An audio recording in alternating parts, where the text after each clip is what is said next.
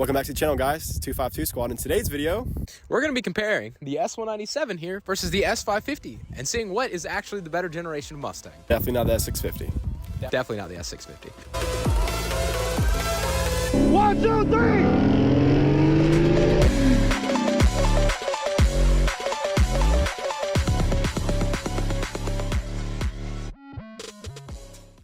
So guys, this is my 2015 Mustang GT. This is the S550 version, and it's pushing 435 crank and about 400 torque.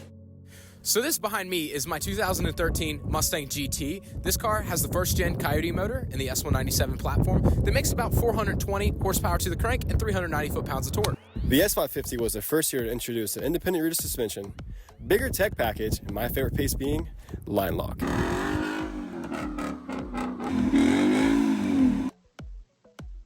So this car is a 2013, and it does include the technologies package, which includes Sync 1 with navigation. The car does have a straight axle, unlike the 2015 S550 does, but it does allow for a limited slip rear differential, 331 gear ratios, and the ability to also do fat burnouts. All right, so we're in Christian's S550 right now. I'm gonna give you a few quick things I feel about the car. First, getting in it, his carbon fiber steering wheel is absolutely beautiful. If you haven't watched that video, go watch it right now. It's live on the channel.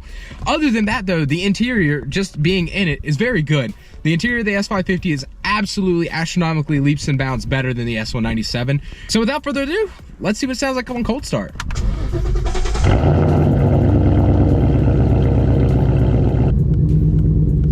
Very, very nice. We're gonna take it on a little drive and just see what it's like driving the S550 around compared to the S197. So let's get started.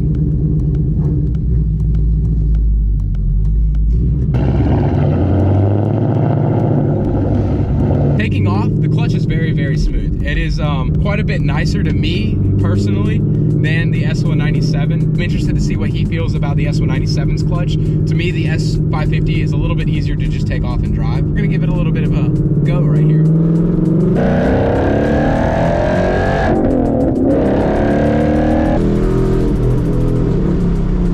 She pulls nice. The handling feel of the S550 is significantly better than the S197 is. The S197 definitely feels bigger, kind of like a boat. The S550 definitely has a more refined chassis, especially with the IRS and everything to do with that. I like with his exhaust setup how deep it sounds even still, with having no mufflers or resonators. It still sounds really deep at around 2,000 RPMs. Just gonna take off again, going through a little bit of a bumpy road here. Handles it beautifully.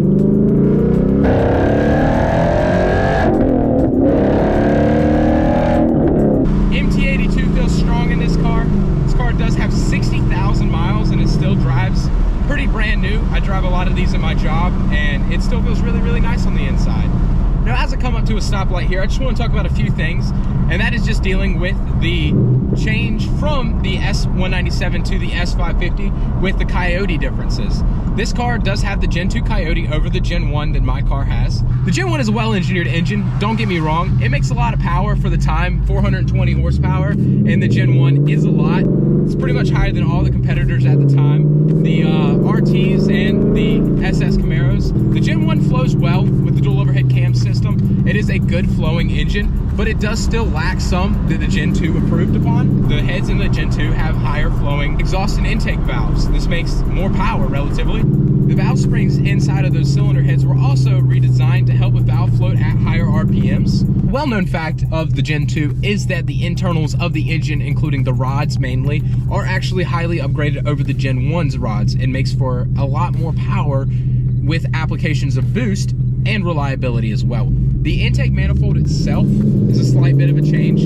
It allows for more flow to help with the cylinder heads having more flow, as well as the exhaust. It's changed ever so slightly, partially to accommodate the rear IRS system instead of the straight axle of the X197s. But overall, it means it's a ripper.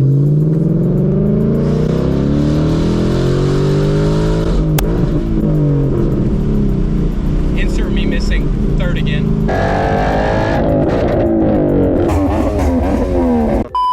This car is absolutely amazing. It sounds insane. It handles well. The interior is nice. And the Gen 2, it just pulls all the way to 7,000 RPM and it has no let up pretty much anywhere in the power band. All right. So let's fix the seating first because I am short compared to Seth. All right. Sounds a lot better than mine because it's more toned. So initial thoughts, the tech package, it's not the same as mine, but then again, it's two different models. Initial startup, 10 out of 10. Absolutely amazing. This has a Pipes X pipe and Roush axle back, and it sounds glorious.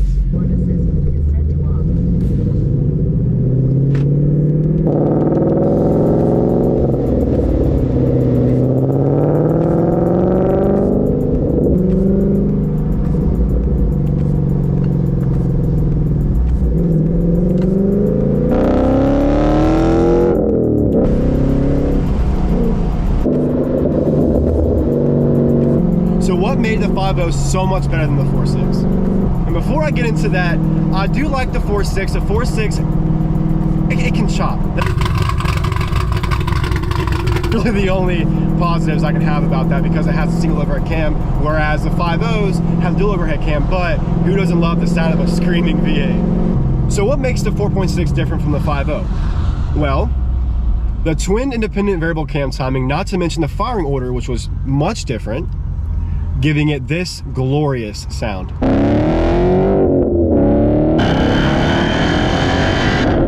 So what isn't there to love about the Coyote? When it comes to my personal opinion, I absolutely love the Coyote.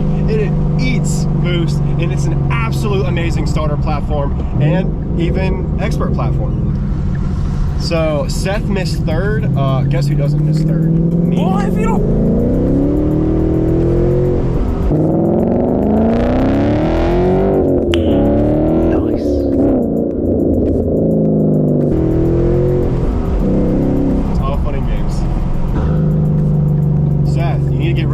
Resonators, bro.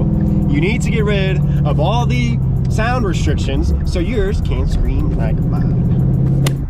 So after driving Seth's S197, it's a great car if you want a good daily, a good muscle car. So the pros and the cons. The pros, it's a Mustang. It's got a 5.0. Of course it's gonna be freaking amazing. But I will say the negative that I don't like about it is because I'm spoiled. I have an S550, which is the updated interior tech package and stuff. It just doesn't have the daily ability that mine has, where I can drive it across the country and not get bored. But with this, it's like, I feel like I don't know, I feel like I'm sitting in some from, you know, the 80s. No offense. So, after driving Christian's S550 here, there's just a few things that I don't like, but most of it is all great about the car. The car itself drives and handles extremely well. There's no real issues anywhere. The handling is definitely by far better than the S197. Even though the S197 is lighter, it feels heavier in comparison to the S550. The one thing I did not like about the S550, and it's pretty much all S550s, not even just Gen 2s, but to me, they feel a little bit European. They don't feel as muscle car to me. It's definitely way more dailyable than what the S197 is, but it doesn't have that old school muscle car feeling. It does include better technology for sure, and it makes it leaps and bounds better to just drive. It does have sync though, which is the downside in every single car that Ford makes, unfortunately, but it ends up having heated and cooled seats over heated seats. It, to me, has a better shift feel than what mine does, even though mine has lesser miles. The car itself does handle better. It feels lighter, the steering's easier. It's just better for cruising. To me, it has a little bit more inside space in the driver's seat. Other than that though, these cars are so similar, it's just really personal preference. If you like more of a muscle car, straight axle, banging gears, spinning tires, going into crowds, get this S197. If you like going into the crowds a little bit more fancy, get the S550. And of course, the moment you've all been waiting for, which is faster than a drag race, because you can't take Mustangs around a corner. Honk it off.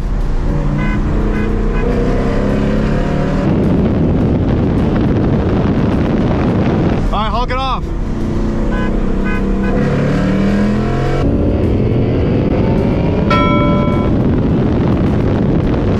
Thank you so much for watching, guys. Make sure you like, subscribe, and comment, and hit that post notification bell so you can be notified of the next video. See you guys in the next one. Peace.